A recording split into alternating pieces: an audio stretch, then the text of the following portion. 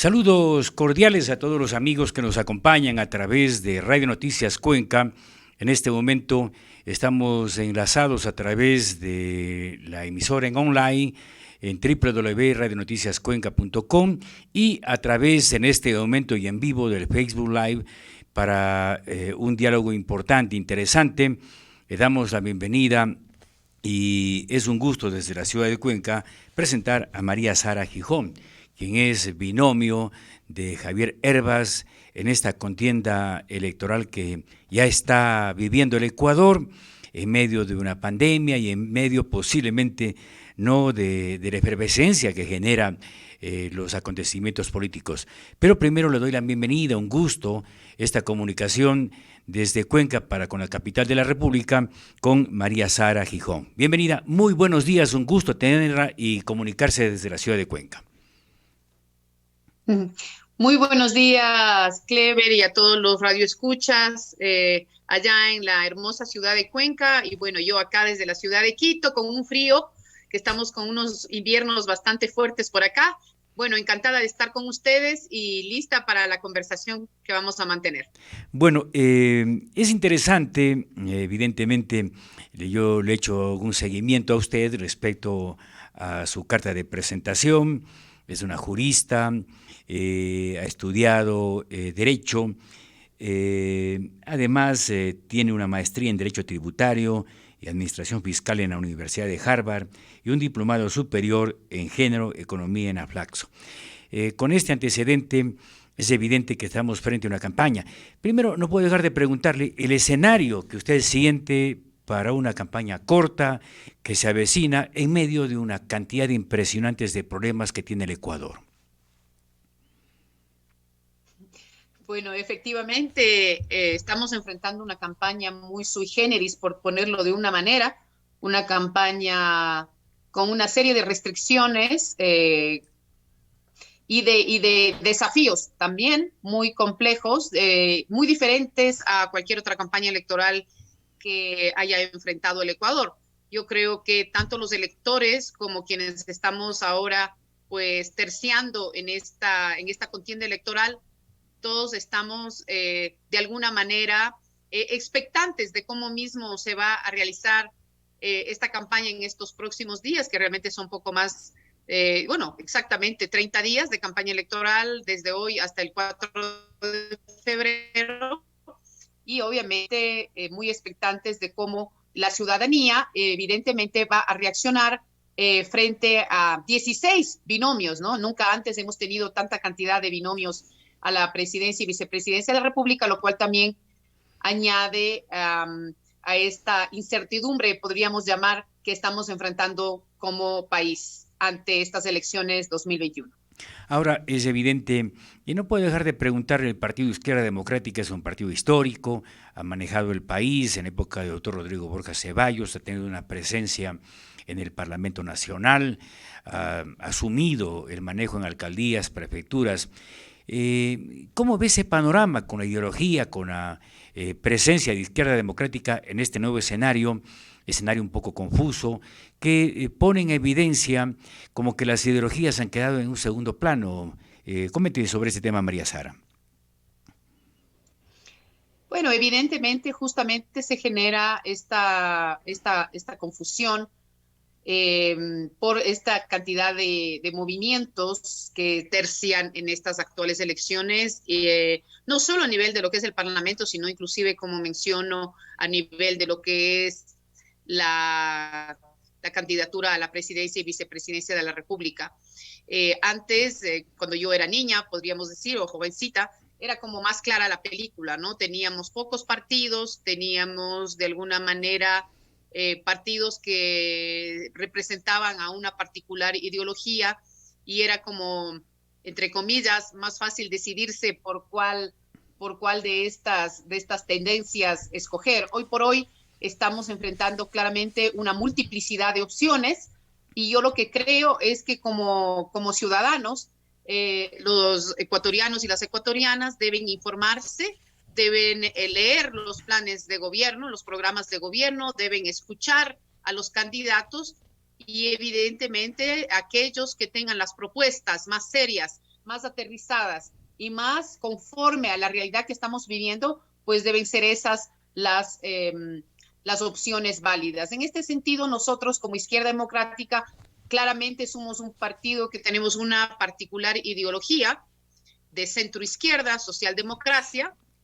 Respondemos a esa forma de pensar, a esa forma de actuar también, porque yo creo que es muy importante lo que mencionas, Clever, el tema histórico, ¿no? Es decir, no podemos desconocer, y de hecho somos muy orgullosos de la presidencia del doctor Rodrigo Borja, que fue una presidencia en la cual, digamos, los 4 años de gobierno, el presidente actuó de manera democrática, de manera responsable. Y además, mire usted que es un presidente que puede andar tranquilamente por las calles de Quito sin ningún temor, porque él realmente siempre respondió a los grandes intereses nacionales, por decirlo de alguna manera, ¿no? En ese sentido, yo creo que es muy importante el rescate de esa historia y de la ideología, pero obviamente aterrizarlo a las propuestas de hoy, a las necesidades de hoy, a las urgencias que tiene el país hoy, que son básicamente en el ámbito económico productivo, en el ámbito social y obviamente en el ámbito democrático institucional. Ahora, es evidente que vivimos un escenario complicado en medio de la pandemia, en medio de la desconfianza que genera o que ha generado la política en un país en donde lamentablemente la corrupción se ha tomado casi todas las instancias. Desde ese punto de vista, ¿cómo replantear una salida para tener un país con confianza, un país que vaya camino al desarrollo, que vaya camino al crecimiento económico y que sobre todo veamos un país ya no tan agresivo, que es lo que estamos sintiendo, María Sara? Sí, pues yo creo que en ese sentido, justamente nuestro plan de gobierno, que es un plan de gobierno bastante extenso, construido por los jóvenes del partido, militantes y simpatizantes, este es un programa de gobierno que nosotros nos hemos enfocado en 3 pilares, ¿no? Tiene 3 pilares fundamentales. Desde el pilar económico productivo, el pilar de la parte, ya le podemos llamar nosotros la parte social, pero básicamente nosotros lo llamamos justicia social fundado en derechos humanos y derechos de la naturaleza, y un tercer pilar democrático institucional que obviamente atiende a ese gran desafío que menciona usted, que es la corrupción, pero además la participación ciudadana, el tema democrático, etcétera. En ese sentido, ¿qué le puedo decir? Nosotros en estos 3 pilares realmente buscamos que el trabajo, obviamente las propuestas vienen de parte de nosotros, de nuestro binomio y de la Izquierda Democrática con todo el partido y el Instituto de Capacitación Manuel Córdoba Galarza y el Instituto de Innovación Política Rodrigo Borja Ceballos, pero adicionalmente nosotros consideramos que los grandes desafíos nacionales no los vamos a poder enfrentar solos. El gobierno solo no puede, el sector privado solo no puede, la sociedad civil sola no puede y la academia sola no puede. Es decir, todos debemos trabajar de manera colaborativa, aunando esfuerzos para resolver los grandes dramas. Ya no son solamente problemas o desafíos, son grandes dramas en nuestro país, porque ya los grandes desafíos, obviamente con la pandemia y los primeros meses de la pandemia que tuvieron, digamos, nos exigieron llegar a ese confinamiento, digamos, tan estricto, obviamente potenciaron muchos de esos problemas y los han convertido en verdaderos dramas.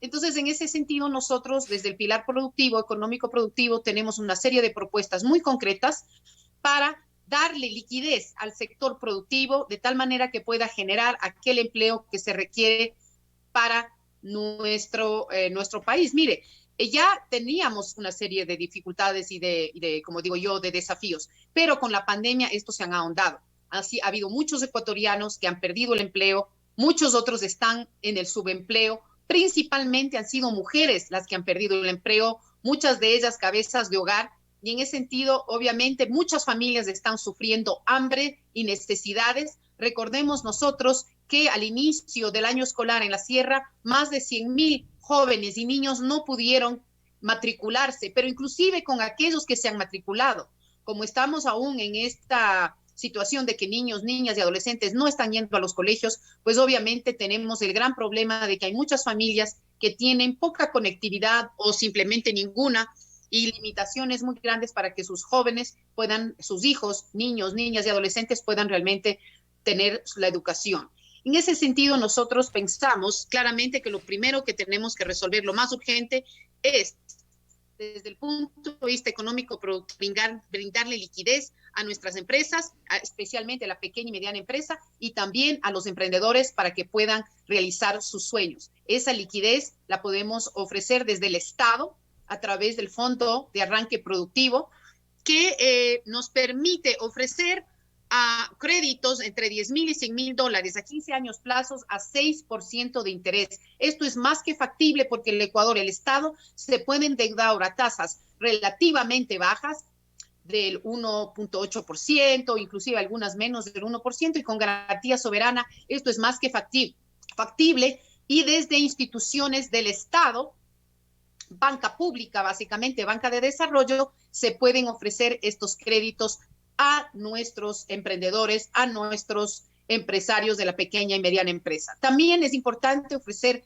tecnología. Hemos pensado en la importancia de convertir a CNT y potenciarle a CNT, y obviamente no vender CNT, así como no vender el Banco del Pacífico, no vender a CNT y potenciarle y convertirle a la CNT no solamente en lo que es ahora, que es la compañía de telecomunicaciones o la Corporación Nacional de Telecomunicaciones, sino potenciarla y convertirla en la Corporación Nacional de Tecnología y Telecomunicaciones.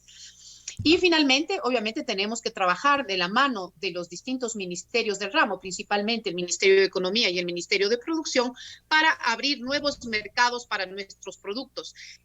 Vea que el Ecuador es un país realmente bendecido, que puede generar recursos, puede sembrar todos los días del año, todos los meses del año. Tenemos una tierra maravillosa, gente trabajadora, pero ¿qué necesitamos? Que esos productos de alta gama, de alta calidad, que son los ecuatorianos, puedan encontrar nuevos mercados para que no dependamos de uno u otro mercado, sino que tengamos esa posibilidad de exportar nuestros productos a variedad de países. Así que eso sería en el ámbito económico productivo. Hay mucho que hacer, tenemos que trabajar obviamente con el sector privado. Ahora, en el segundo ámbito, en el social, si quiere, vamos a ese tema. Siga nomás, siga. Le escuchamos. Sí, pues en el ámbito social, obviamente los dos temas más dramáticos, bueno, son varios, ¿no? Es el tema de la salud, obviamente, que se ha evidenciado con esta pandemia. Hemos evidenciado las grandes inequidades que existen en el país, la gran diferencia entre las personas que pueden acceder a la salud pública, digamos, a la salud privada, y a aquellos, obviamente, que acceden solamente a lo público, que obviamente no da abasto. De hecho, juntos, lo público y lo privado, trabajando de manera colaborativa en un verdadero sistema integrado e integral, podríamos realmente ofrecer esas expectativas y responder a las necesidades de la ciudadanía, pero no trabajando de manera independiente, sino colaborativa.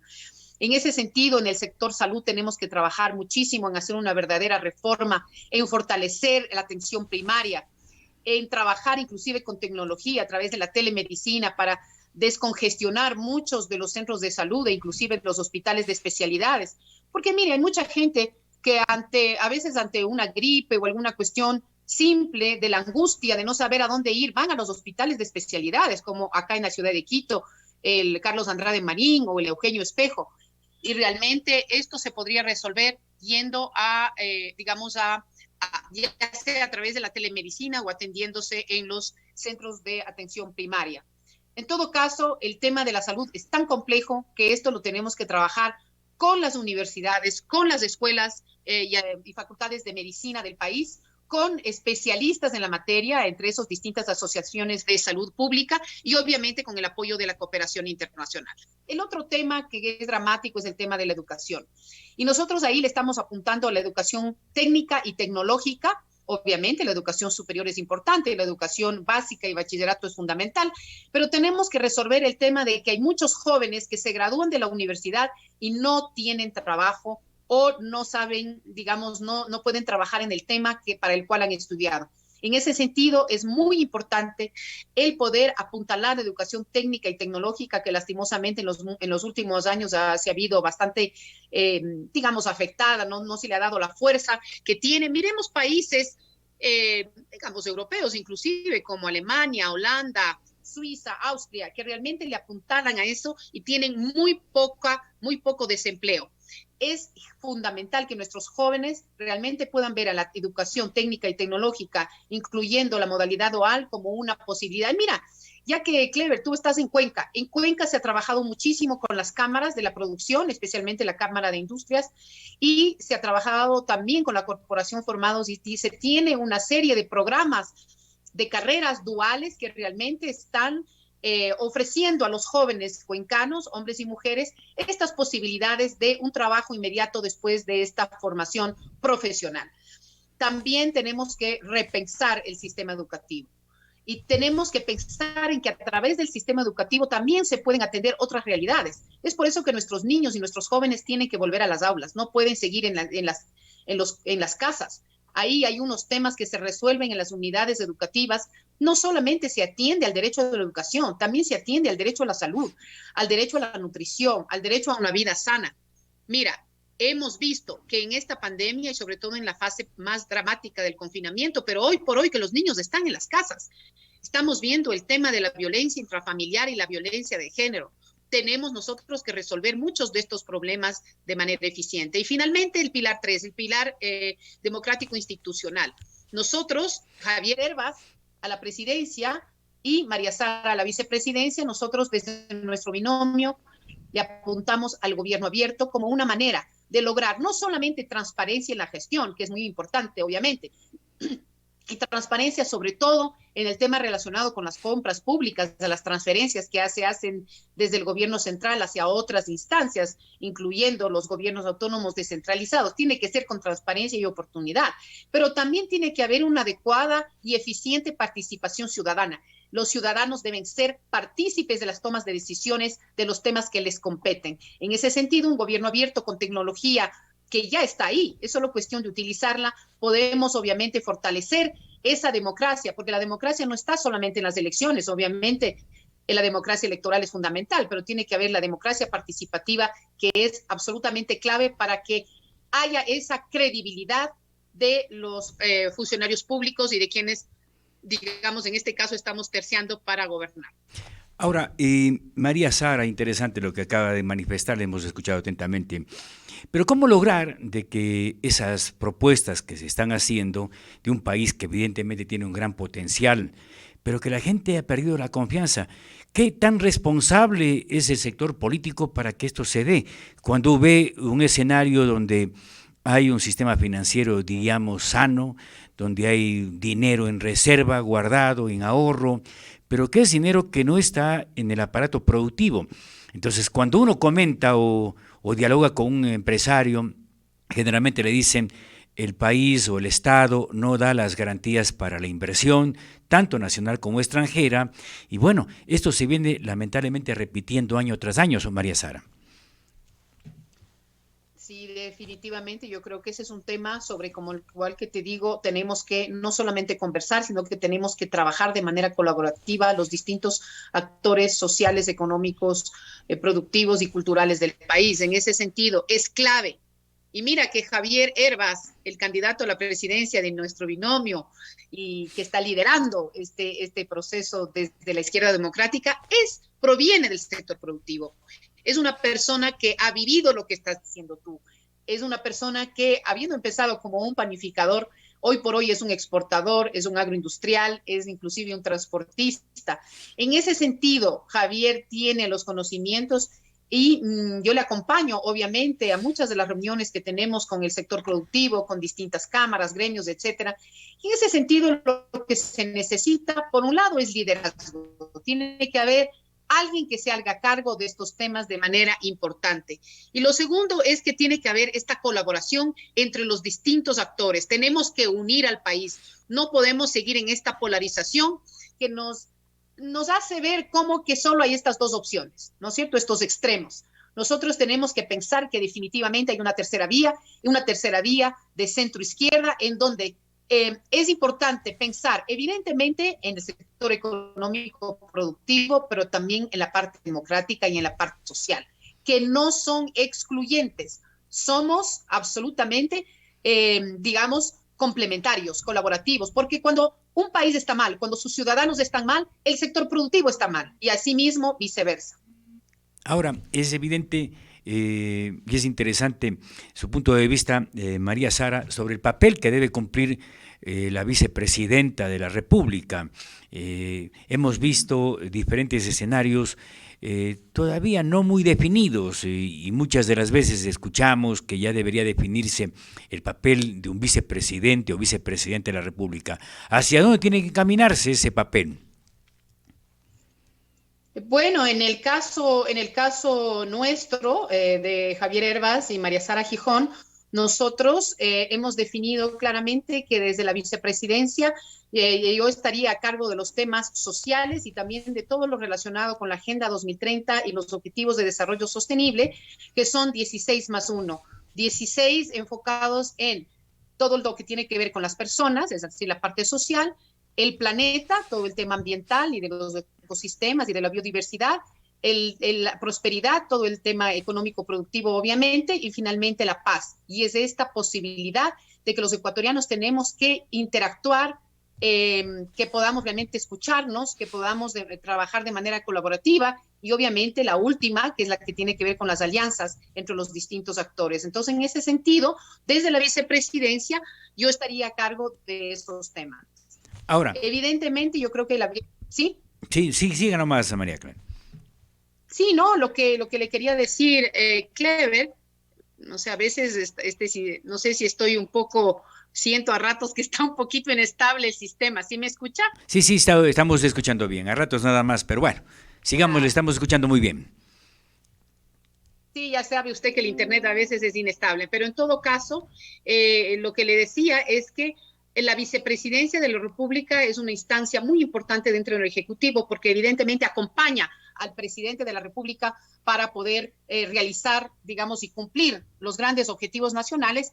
Y dado que el presidente de la República está, obviamente, con muchos temas, hay estos temas más aterrizados, llamémosle, en donde hay la posibilidad de la colaboración con los distintos actores sociales, económicos, culturales y políticos, en donde la vicepresidencia puede hacer un trabajo realmente importante de apoyo en la gestión al presidente de la República. A ver, hay un tema que usted tocó hace un rato y que me parece interesante y que ya le había escuchado en alguna otra entrevista.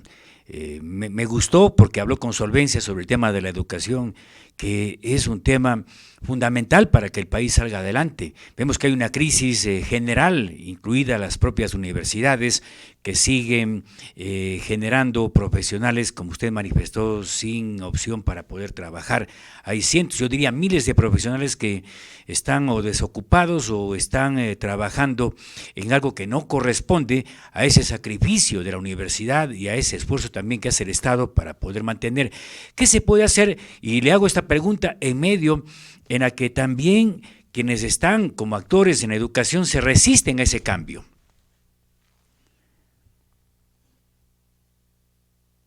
Perdóneme, esa última parte le perdí un ratito. ¿Me puede repetir la última parte de la pregunta? Sí, Entendí que es sobre le decía, el tema de la educación. Sí, le decía que la educación es un factor fundamental en el desarrollo de un país. Usted le veo que ha enfocado en varias ocasiones y le he escuchado con solvencia y no quiero perder la oportunidad de preguntarle hacia dónde se encamina la educación, porque este es un factor fundamental para que el país salga adelante, porque si no hay una educación adecuada, si es que no se optimizan los recursos económicos, si es que no se diversifica el tema de la educación y si es que no hay apoyo de quienes están en la educación que también se resisten a ese cambio, carambas, como que se hace difícil que el país vaya avanzando.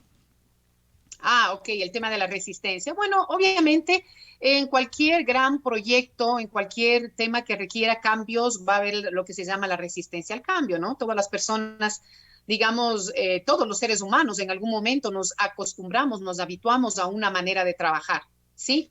Y a veces hay esta resistencia al cambio. Sin embargo, mire, estamos nosotros actualmente enfrentando ya la cuarta revolución industrial, que es una realidad.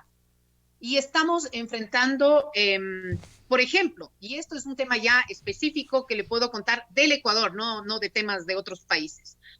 En la pandemia, obviamente, hemos visto que ha habido muchas empresas, muchos emprendimientos que obviamente se han reducido a la mínima expresión y otros han tenido inclusive que cerrar puertas, ¿no? Ha habido muchas liquidaciones, muchas empresas que han quebrado en estos tiempos, pero sin embargo también ha habido otras nuevas empresas, otros nuevos emprendimientos. Y vale mencionar que un sector que no se ha visto impactado de manera negativa, sino más bien positiva, ha sido el sector de los ámbitos digitales, del comercio electrónico, de todo lo que es el desarrollo de software, etcétera. Ese sector más bien se ha visto de alguna manera ha enfrentado retos más bien positivos. Pero ¿cuál ha sido el gran drama? Que están ellos reclutando personal y necesitando talento en el Ecuador para una variedad de profesiones o de actividades que tienen que realizar para fortalecer este tipo de empresas, y en el Ecuador hoy por hoy no hay suficiente talento humano para responder a esa demanda. Imagínese usted. Y ahora, ¿qué es lo que tenemos? Y además, otra cosa que es importantísimo, siendo como soy mujer, ¿no? Vale mencionar que de ese poco talento que hay en el Ecuador, el 90% son hombres. Es decir, estamos perdiendo la oportunidad de que muchas mujeres puedan acceder a esas oportunidades de empleo, que no solamente están en el tema del desarrollo del software, también en el ámbito de las ventas, del marketing digital, del análisis de datos, por ejemplo, de la famosa Big Data, ¿no es cierto? Que me imagino que habrá escuchado. Entonces, y otra cosa que es interesante, estuve conversando con algunos actores de ese sector, tanto de las distintas empresas o inclusive de los gremios que asocian a muchas de esas empresas. Es interesante que en muchas de esas empresas ni siquiera les interesa el título profesional de la persona. Lo que les interesa son las competencias que tengan este talento humano. En ese sentido, ¿qué es lo que tenemos que hacer? Tenemos que trabajar desde el ámbito de la educación, tanto con el Ministerio de Educación como con la CENESID. Tenemos que trabajar con el sector privado, con las universidades, y tenemos que trabajar también con el acompañamiento de organismos internacionales y de los gremios en el país, para que realmente nosotros podamos preparar un talento humano que se pueda preparar para los distintos desafíos que tenemos en el mundo. Mire, yo creo que hoy por hoy en el Ecuador, y no solo en el Ecuador, en el resto de América Latina, creo que no es muy diferente, seguimos preparando personas para el siglo XIX o con las justas para la primera mitad del siglo XX. Definitivamente no estamos preparando talento humano para el siglo XXI. Perdón, tenemos que preparar a jóvenes que puedan adaptarse a las nuevas realidades. Mire, el otro día justamente conversaba con alguien del sector. Para el 2030, es decir, en 10 años, en menos de 10 años, ya serían solo 9 años, probablemente 85 millones de empleos que existen hoy habrán desaparecido. Tipos de trabajo, ¿no? Sin embargo, 97 millones de empleos nuevos, de nuevas actividades, de nuevas posibilidades habrán aparecido. ¿Qué tenemos que hacer como país? Tenemos que pensar, tenemos que anticiparnos, tenemos que preparar el talento humano para esa cuarta revolución industrial, para esa nueva forma de hacer negocios, de hacer empresa, de tener actividades que son muy relacionadas con la tecnología, pero no solamente. También una nueva forma de pensar, resolver problemas. Nuestros jóvenes, nuestros profesionales tienen que aprender a resolver problemas de manera efectiva. Y mire, si nosotros vemos las pruebas PISA, el Ecuador está muy mal, sobre todo en temas de lenguaje, que tiene que ver con comprensión, y matemáticas, que tiene que ver justamente con resolución de problemas. Y yo le digo, gran parte del drama de que nuestros jóvenes odien las matemáticas o no puedan resolverlas es que no se les enseña bien. Tenemos que tener maneras más lúdicas, más eficientes de aprendizaje en nuestras aulas, desde las escuelas, obviamente el bachillerato y la universidad, y las universidades. Ojalá, me parece muy interesante lo que usted está manifestando y creo que ese es el camino que debe seguir el país. Tengo dos inquietudes más. ¿Cómo concibe usted esta reivindicación? Yo le he visto que usted es una dama de lucha con respecto a la reivindicación de la mujer, que todavía, evidentemente, a nivel de nuestro país, de a poco ha ido creciendo, ha tenido igualdad de oportunidades. Esto, evidentemente, es parte de un trabajo en el que el Estado tiene que, de alguna manera, fortalecer. ¿Qué piensa al respecto? Porque este es un mensaje importante para las mujeres. Sí, oye, Clever, mira, en ese sentido debo decirte que nosotros desde el binomio tenemos una agenda que es la Agenda Mujer con ellas. Y es una agenda que la estamos construyendo con las organizaciones de mujeres y con las mujeres que quieran brindar sus aportes. Vale mencionar que nosotros el día 30 de noviembre hicimos un lanzamiento oficial de la Agenda Mujer con Ellas y ya estamos recibiendo muchas propuestas, muchas ideas que las pueden además hacer llegar al sitio web www.mariasaragijón.es. ¿En qué consiste esta Agenda Mujer con Ellas? Que como dices tú, es fundamental que el Estado se involucre, porque las mujeres somos el 50% más uno de la población y tenemos una serie de desafíos que enfrentamos las mujeres. En ese sentido, tenemos 3 grandes líneas de acción enfocadas justamente en los 3 pilares de nuestro plan de gobierno. La primera línea de acción es reactivación económica integral con enfoque de género, que básicamente lo que significa es que tenemos que pensar en las mujeres como emprendedoras, como empresarias, como ejecutivas, que lastimosamente, debido justamente al patriarcado, es decir, a este sistema machista en el que vivimos hombres y mujeres, ¿no? Y del cual somos víctimas, pero las mujeres obviamente tenemos la parte más dura, es el hecho que las mujeres tenemos un importante doble y triple jornada, es decir, el trabajo no remunerado. Las mujeres hacemos 3 veces más trabajo no remunerado que nuestros pares varones. Y ese es un tema en el cual tenemos que trabajar. Las mujeres, además, por los roles de género que nos han sido asignados por la sociedad y que exponen lastimosamente desde las escuelas, desde las casas, etcétera, tenemos que trabajar también en apoyar a estas mujeres emprendedoras, empresarias, etcétera, para que se fortalezcan en una serie de ámbitos más bien de lo que se llaman las habilidades suaves, ¿no? No las habilidades duras, como negociación, gestión del conflicto, también trabajos a través de coaching y de mentoring para que las mujeres más jóvenes o que quieren emprender lo puedan hacer de manera efectiva. Tenemos también la segunda línea de acción que tiene que ver con los derechos humanos para todas, con especial énfasis en nuestras niñas y nuestras adolescentes.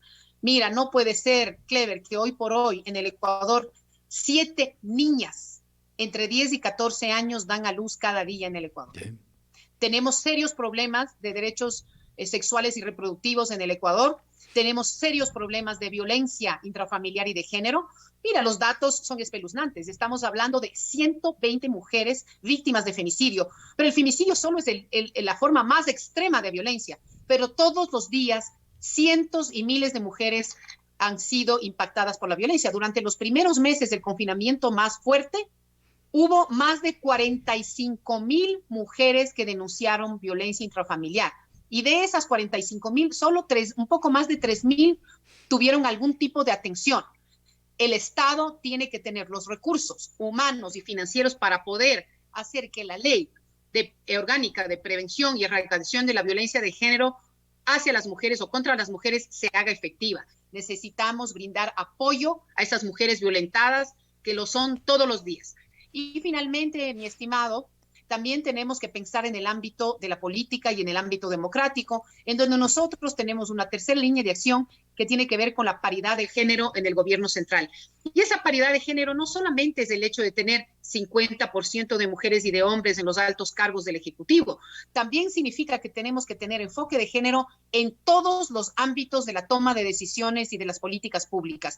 Mira, yo mencioné los Objetivos de Desarrollo Sostenible, el ODS 5 tiene que ver con igualdad de género y es clave que el ODS 5 sea transversal y prioritario en todos los estamentos del Ejecutivo y del Estado también, es decir, en las otras funciones del Estado. Interesante, muy interesante. Finalmente, no puedo dejar de preguntarle a María Sara Gijón, candidata a la vicepresidencia de la República por Izquierda Democrática. Acá se nos viene una consulta minera. Usted también es ambientalista. ¿Qué piensa al respecto sobre esta situación que nos tiene un poco bajoneados a los azuayos, tomando en consideración de que 2 proyectos grandes mineros pueden generar un efecto terrible, sobre todo en las fuentes hídricas de la ciudad de Cuenca? Mire, yo creo que el Ecuador, y eso también está en nuestro plan de gobierno y es parte de nuestro ideario, porque la Izquierda Democrática es un partido que se autodeclara como feminista, pero también como ecologista. ¿Y eso qué significa? Que nosotros definitivamente tenemos que salir del modelo extractivista. ¿Qué significa esto? Que no podemos seguir dependiendo solamente del extractivismo para el desarrollo de nuestro país. No podemos negar, el petróleo ha tenido su impacto positivo en algunos ámbitos, pero también veamos que de donde sale el petróleo son los pueblos más marginados más olvidados de nuestro país. Hablemos de la Amazonía, hablemos de la misma Esmeraldas, etcétera. Entonces, en ese sentido, nosotros creemos que sí, la actividad extractivista tiene su importancia, pero no debe tener la importancia y no debemos definitivamente tener actividades extractivas en fuentes de agua, territorios intangibles, que afecten parques nacionales, reservas naturales, etcétera. Y en ese sentido, adicionalmente, dado que somos un partido absolutamente democrático, como nuestro propio nombre lo dice, Izquierda Democrática, nosotros consideramos que la ciudadanía y las distintas poblaciones tienen el derecho a la autodeterminación sobre cómo se tiene que desarrollar sus territorios. Y en este sentido, pues bienvenida sea esa consulta y esperemos los resultados de la misma el mismo 7 de febrero. Bueno, acá le están preguntando cuándo viene para Cuenca. Ay, espero muy pronto poder ir a Cuenca. Lastimosamente, las restricciones que nos ha puesto, pues obviamente el mismo Consejo Nacional Electoral y el COE Nacional nos han complicado un poquito la movilidad, el poder ir hacia las distintas provincias. Como lo ha dicho el candidato, nuestro candidato y mi binomio, Javier Hervas, nosotros vamos a tener que realizar durante estos 30 días una campaña principalmente por aire, una campaña principalmente de manera digital, virtual y obviamente a través de los distintos medios. Sin embargo, exploraremos la posibilidad de viajar a Cuenca muy pronto, por lo menos un día. Será muy importante hacerlo. Qué bueno, y ojalá, ya en la parte final, María Sara, ojalá que algún momento, por mérito, por capacidad, tengamos una presidenta del Ecuador. Sí, yo creo que ya es hora. Creo que las mujeres estamos ocupando hoy por hoy en el Ecuador, incluyendo todos los espacios habidos y por haber. Mire, hace 10 años, hace 15 años, había muy pocas mujeres en alta dirección, por ejemplo, en presidencias o en gerencias generales de empresas. Hoy por hoy ha aumentado, todavía sí, falta. Lo mismo sucede en el ámbito público, ¿no? Nosotros llegamos a tener el 42% de mujeres en la Asamblea Nacional, eso en la última legislatura bajó a 38%. Tenemos aún pocas mujeres en las alcaldías, solo el 7%. Tenemos un 17% en prefecturas. No sé el número exacto en juntas parroquiales, pero también es bajo. Sin embargo, yo creo que las mujeres estamos cada vez más ocupando espacios, justo los espacios que nos corresponden. Somos del 5% más uno de la población. Bueno, estamos listas para los grandes desafíos nacionales y nos estamos preparando. Así que seguramente muy pronto tendremos una presidenta de la República. María Sara, un lindo año y que le vaya muy bien en la campaña. Gracias, Clever. Muy buenos días y un saludo a todos los radioescuchas y las personas que se conectan a través de las redes sociales. Invitarles nuevamente a que visiten la página de javierhervas.es y de mariasaragijón.es, también de la Izquierda Democrática, que conozcan nuestras propuestas y que decidan de manera informada y que consideren que no estamos frente a una dicotomía de un extremo u otro, sino que existimos definitivamente alternativas, una tercera vía que es la de la Izquierda Democrática. Perfecto, gracias a María Sara Gijón, candidata a la vicepresidencia por Izquierda Democrática. Hagamos una pausa, regresamos con más información a través de Radio Noticias Cuenca.